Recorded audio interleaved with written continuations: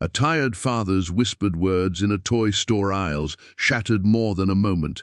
They revealed a life shaped by loss, sacrifice, and silent strength. As his little daughter learned too early how to let go of dreams, an unseen witness felt his own past awaken. What followed was not a loud miracle, but a quiet act of kindness that rewrote their future forever. Before this story unfolds any further, take a moment right now. If you believe in kindness, second chances, and quiet miracles that change lives when no one is watching, please like this video, share it with someone who needs hope, and subscribe to Kindled Souls. Let us know in the comments what kindness means to you, because stories like this deserve to be felt together. The sentence barely left his lips when it broke something inside him. Standing in the narrow aisle of a brightly lit toy store, surrounded by shelves overflowing with color and joy, the words felt heavier than any burden he had ever carried. "We don't have the money, princess." It wasn't said loudly, but it echoed louder than the music playing overhead. The little girl beside him, no more than 6 years old, clutched a small unicorn doll with chipped paint and hopeful eyes. Her smile faded not into anger or tears, but into quiet understanding.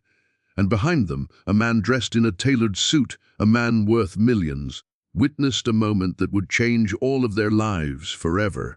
The father's name was Daniel Carter, a man whose life had once looked nothing like it did now. Years earlier, he had been an electrician in a small Ohio town, working steady hours, saving slowly and dreaming modest dreams. His wife had been the center of that life, a warm presence who turned ordinary days into something meaningful. When she passed away suddenly from an undiagnosed illness, everything unraveled. Grief does not arrive like a storm, it settles like fog. Bills piled up, work became inconsistent, and the house they once shared was replaced by a cramped apartment near a bus route. The only thing that never wavered was his devotion to his daughter, Lily. She became his reason to wake up when mornings felt impossible, and his reason to smile when the world offered none. That afternoon in the toy store was meant to be a small escape. Lily had seen the unicorn in the window days earlier, its glittering horn and soft pastel mane catching her attention. She never asked for much, and Daniel had promised they would at least go look. He already knew the answer before they walked in. Rent was overdue, groceries were rationed, and his wallet carried more worry than cash. Still, he wanted her to feel normal, even for a few minutes. Children deserve moments of wonder, even when life is hard.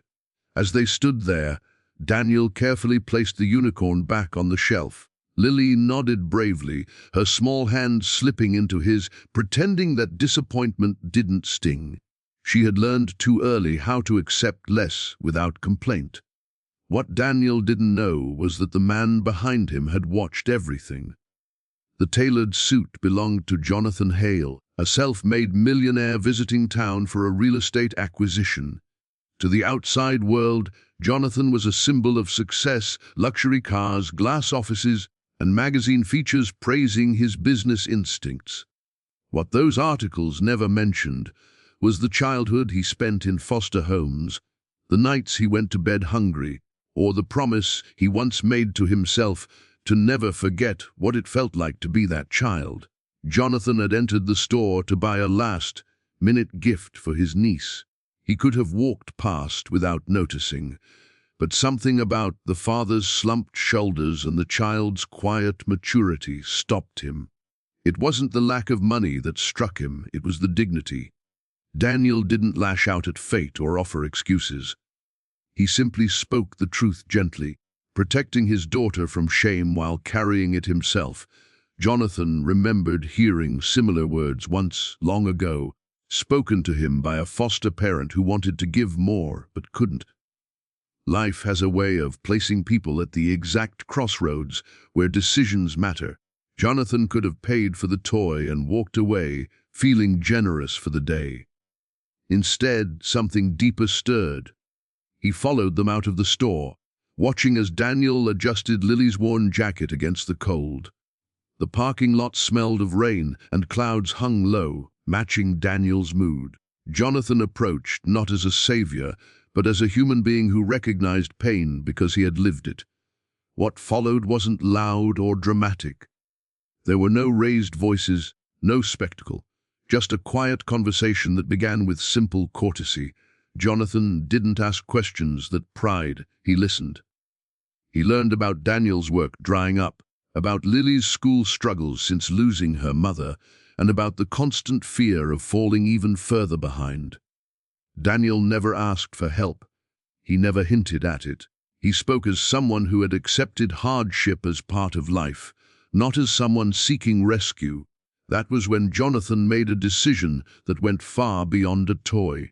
He paid for the unicorn, yes, but he also asked Daniel where he worked, what skills he had, and what he wanted for his future. Daniel answered honestly, admitting that he just wanted stability and a chance to stand on his own again. Jonathan handed him a card, not with promises, but with an invitation to call. The next few days passed with skepticism and caution. Daniel had learned not to trust sudden hope. Still he called. What followed was not charity, but opportunity. Jonathan owned several properties undergoing renovation and needed skilled, reliable workers. Daniel was offered steady employment, fair pay, and hours that allowed him to be present for his daughter. There were no shortcuts, no handouts. Just a door opened at the right moment. Weeks turned into months, and life slowly began to shift. Bills were paid on time. The fridge stayed full. Lily's laughter returned, lighter and more frequent. She slept with the unicorn every night, not because it was a toy, but because it symbolized a moment when the world surprised her with kindness. Daniel worked hard, proving himself not out of obligation, but gratitude. Jonathan watched from a distance, satisfied not because he had helped, but because he had invested in someone worthy. The real change, however, came when Daniel was offered a permanent position overseeing maintenance across multiple properties. It came with benefits, stability, and something he hadn't felt in years, pride. He moved Lily into a small house with a yard. On the day they unpacked, Lily ran barefoot through the grass, holding her unicorn high like a trophy. Daniel stood on the porch, tears slipping down his face, understanding that sometimes life bends just enough to let light back in. Jonathan never sought recognition. He didn't film the moment or post about it. For him, the reward was internal. Helping Daniel didn't erase his past, but it healed something within it. He had broken a cycle by choosing compassion over convenience. In a world obsessed with grand gestures, he had changed everything through a quiet choice. Years later, Daniel would tell Lily the story of that day, not to glorify wealth, but to teach her empathy.